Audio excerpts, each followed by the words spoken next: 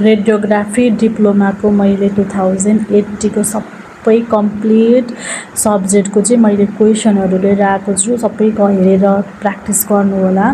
यही क्वेसनहरू प्र्याक्टिस गर्नुभयो भने अब आउने टाइममा चाहिँ यहीँभित्रबाट नै आउने हो।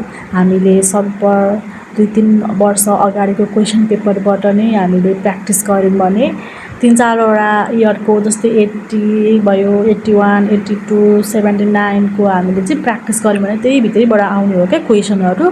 यस्तै खालको आउँछ नि त। अब 3-4वटा क्वेसन आन्सर सबै पढ्नुभयो भने यहीहरू नै आउँछ। म पनि मेरो एक्जाममा चाहिँ यसरी नै 2-3 वर्ष अगाडिको पास्ट क्वेसनहरू सबै यस्तो लेखेर अनि एन्सर लेखेर मात्रै पढ्थेँ क्या। अनि मात्रै त्यो सजिलो पनि हुन्छ क्या। नभए पढ्यो भने कुन पढ्यो यत्रो लामोमा कुन पढौँ हुन्छ। अनि आफूसँग यस्तो क्वेसन पेपर छ, पास्ट क्वेसनको छ भने भेला पार्नु, अनि त्यस पछाडि पढ्नु।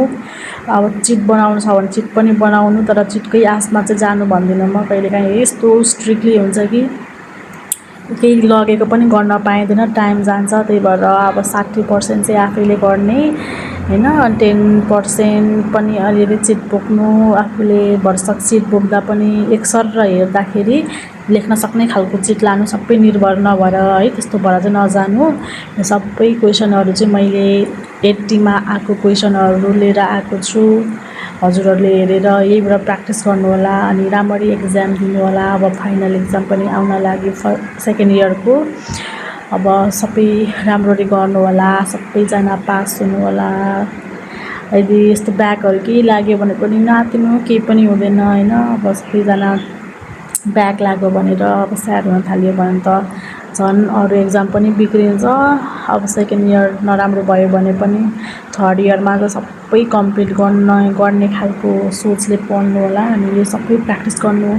मैले चाहिँ यही रेडियोग्राफी रिलेटेड भिडियो नै सबै अपलोड गरेको छु। हजुरहरूलाई क्वेसन आन्सर यसको चाहिन्छ भने पनि त्यहाँनिर मेरो भिडियो तल गएर हेर्नु, मैले सबै हालेको छु। किनभने म पनि एउटा रेडियोग्राफर हो हैन। मलाई पनि अब पहिला मेरो सिनियर जुनियरहरू जस्तो कोही थिएन अब सोध्न ओर्नलाई पनि हैन। त्यही भएर पनि मैले अब यो भिडियोहरू बनाउन थालेको हो। हजुरहरूलाई केही बुझ्नको लागि, केही जान्नको लागि केही इच्छुक हुनुहुन्छ भने मलाई कमेन्ट बक्समा गर्दा पनि हुन्छ म्यासेजहरू। अनि म तपाईलाई यस्तै भिडियोहरू लिएर आउने नै छु, तपाईलाई पनि हेल्प होस् भनेर। अनि अब म त पास आउट भइसकेको, अनि कति कुराहरू पनि मैले हैन रियलाइज गरेँ। त्यतिखेरको टाइममा यस्तो गर्नुपर्ने रहेछ, यसरी लेख्नुपर्ने रहेछ भनेर अहिले लाग्छ कि मलाई चाहिँ। अब मैले पास गरेको पनि 2 वर्ष जस्तो भइसक्यो। अनि त्यही भएर पनि मैले मेरो जुनियरहरूलाई हेल्प होस् भनेर मैले यो क्वेसनहरू पनि सबै कताबाट भेला पारेर लिएर आएको छु। मलाई चाहिँ के लाग्छ भने अब मैले यस्तोहरू भोगे तापनि हैन, अब आउने जुनियरहरूलाई चाहिँ राम्रो होस्, रेडियोग्राफीहरू पनि राम्रो गरून् जस्तो लाग्छ। किनभने हामीसँग अब कम्प्लिट गाइड हुँदैन। सर म्यामहरूले पनि अब पढाउनुहुन्छ सर यस्तो आउँछ यो भनेर भनिदिनु हुँदैन। अनि त्यही भएर हामीलाई गाह्रो हुन्छ नि त। त्यसै कारणले पनि मैले यो सबै नै भिडियोहरू बनाउने सोच गरेको। अब डिप्लोमा रेडियोग्राफर भइसके पछाडि मात्रै रिलेटेड भिडियोहरू मात्रै बनाइरहेको छु। आउने दिनमा पनि म यस्तै भिडियो बनाउने छु। हजुरहरूले यो सबै क्वेसनहरू चाहिँ अल्छी नगरिकन बेलैमा सार्नु, अनि सारेर चाहिँ यो क्वेसन एन्सरको सबै एन्सर लेख्नु। अनि त्यस पछाडि पढ्ने, सिट बनाउने, के गर्ने हो सबै बनाउनु होला। भरसक चाहिँ सिटको भरमा नजानु हैन। मेरो टाइममा पनि यस्तो स्ट्रिक्ट हुन्थ्यो, आम्मामा हल्लिन पनि नपाउने हुन्थ्यो। कति मान्छेको चिटहरू खोसिदिनु हुन्थ्यो, अनि पेपरै लगिदिए पछाडि फेरि नदिने। अनि त्यस्तो हुँदाखेरि त अब फेलै हुन्छ, स्योर फेल हुन्छ हैन।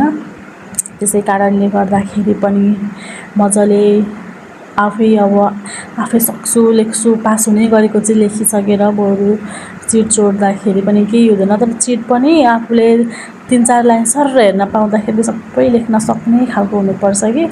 एउटैमा अल्झिरहेको भने त टाइम गयो। अनि त्यस पछाडि त के गर्नु है।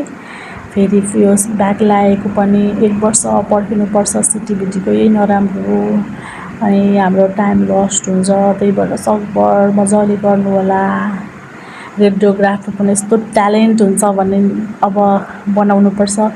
होइन सब हामी रेडियोग्राफरहरू प्रायः होइन ट्यालेन्टै हुन्छौँ, तर हामीसँग चाहिँ फेल हुनुको कारण भनेको चाहिँ गाइडहरू छैन, हामीसँग केही सल्युसन बुक छैन। अरू सब्जेक्टको सबैको छ, हाम्रो चाहिँ केही छैन। हामी आफैमा निर्भर भएर लेख्नुपर्छ नि त। यदि हजुरहरूलाई मेरो भिडियो मन पर्यो भने लाइक, कमेन्ट, सब्सक्राइब पनि गरिदिनु होला। अनि कुन भिडियोहरू अब तपाईँहरूलाई चाहिएको छ, कस्तो खालको भिडियो, म त्यही अनुसारको सबै नोटहरू लेखेर म फेरि हालिदिने नै छु। त्यही अनुसारले म भिडियो बनाउँछु, मलाई पनि सजिलो हुन्छ। यस्तो खालको विद्यार्थीलाई चाहिएको रहेछ भनेर, त्यही भएर कमेन्ट गरिदिनु होला।